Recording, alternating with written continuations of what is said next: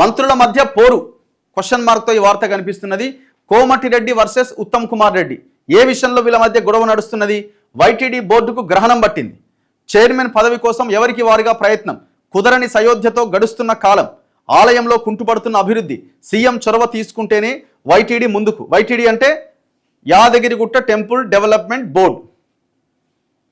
తెలంగాణలో పేరు పొందిన ఆధ్యాత్మిక పుణ్యక్షేత్రం యాదగిరి లక్ష్మీనరసింహస్వామి దేవస్థానం.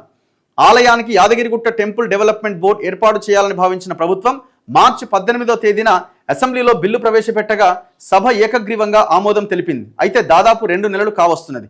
అయినా బోర్డు చైర్మన్ కమిటీ సభ్యులపైన అడుగు ముందుకు పడలే. ఉమ్మడి నల్గొండ జిల్లా మంత్రుల మధ్య పోరుతోనే బోర్డు ఏర్పాటులో ఆలస్యమవుతుందని ప్రచారం జరుగుతున్నది. తన వర్గానికే చైర్మన్ పదవి ఇవ్వాలని పట్టుబడుతుండటంతో కొలిక్కి రావడం లేదని, దీంతో ఆలయంలో అభివృద్ధి పనులు కుంటుపడుతున్నాయని సమాచారం. చైర్మన్ ఎంపికపైన పీఠముడి వీడట్లే. యాదగిరిగుట్ట లక్ష్మీనరసింహస్వామి టెంపుల్ డెవలప్మెంట్ బోర్డును తొలిసారి నియమిస్తున్నారు. ఈ బోర్డుకు చైర్మన్తో సహా 18 మంది సభ్యులు ఉంటారు. అయితే బోర్డులో చైర్మన్ పోస్టు చాలా కీలకం. ఉమ్మడి నల్గొండ జిల్లా ఇద్దరు మంత్రులు కోమటిరెడ్డి వెంకటరెడ్డి, ఉత్తమ్ కుమార్ రెడ్డి ఉన్నారు. ఇద్దరూ సీనియర్ నేతలే. జిల్లా రాజకీయాల్లో కూడా కీరోలు వీరిదే. సామాజికంగాను బలమైన నేతలు కావడంతో చైర్మన్ ఎంపికపైన పీఠముడి వీడట్లే. తన వర్గానికే చైర్మన్ పదవి ఇవ్వాలని, తనకే ఇవ్వాలి అని పట్టుబడుతున్నారట. ఎవరికి ఇచ్చినా కొత్త సమస్య వస్తుందని ప్రభుత్వం సైతం భావిస్తున్నది. జిల్లాలో కాంగ్రెస్ పార్టీకి కంచుకోటగా ఉన్నది. అయితే ఇద్దరిలో ఎవరిని కాదన్నా పార్టీకి సైతం నష్టం జరుగుతుందని మిన్నకుండిపోయినట్టు ప్రచారం జరుగుతున్నది. బోర్డు ఏర్పాటుకు అడ్డంకులన్నీ తొలగినా చైర్మన్ నియామకం ప్రభుత్వానికి పెద్ద తలనొప్పిగా మారింది. ఈ పదవి ఎవరిని ఎంపిక చేస్తే బాగుంటుందనే దానిపై మల్లగుల్లాలు పడుతున్నది ప్రభుత్వం. ఇద్దరి మధ్య కోల్డ్ వార్ జరుగుతుండటంతో ఎవరు సైతం జోక్యం చేసుకోవడానికి సైతం సాహసించట్లేదని సమాచారం.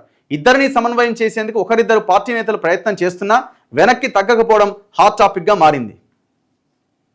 ఇప్పుడు ఎవరు వీళ్ళకి ఏం సంబంధం అని నాకు అర్థం కాదు. ఈయననేమో నల్గొండ జిల్లా ఎమ్మెల్యే, మినిస్టర్ కావచ్చేమో, నల్గొండ నియోజకవర్గం. ఆయన హుజూర్ నగర్ ఎమ్మెల్యే. యాదగిరిగుట్టకి హుజూర్ నగర్కి 2 గంటల జర్నీ ఆ పైన పడుతుంది. 3-4 గంటలు పడుతుంది. నల్గొండకు పోవాలన్నా దాదాపు 2 గంటలు పడుతుంది. మరి ఈడ పక్కనే భువనగిరి ఉంటుంది, యాదగిరిగుట్ట ఉన్నది ఆలేరు నియోజకవర్గంలో. మరి వీళ్ళ పెత్తనం ఏంది? మీ పెత్తనం ఏంది ఆ జిల్లాలో? ఒక చైర్మన్ పదవి కోసం మీరే తన్నుకుంటున్నారంటే పదవుల్లో ఉన్నోళ్ళే.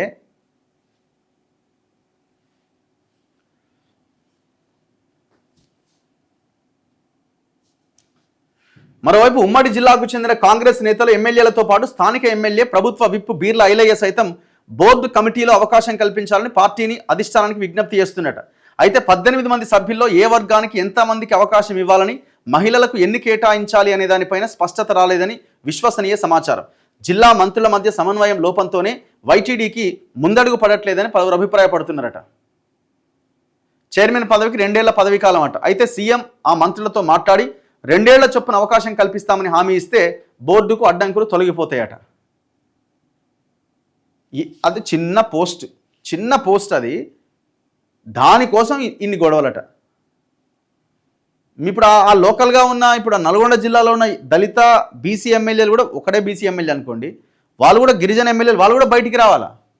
వాళ్ళు కూడా బయటికి వచ్చి మా వర్గాలకు ఎందుకు రావద్దు, మా వాళ్ళకే రావాలని మీరు కూడా గొడవ చేయాలి.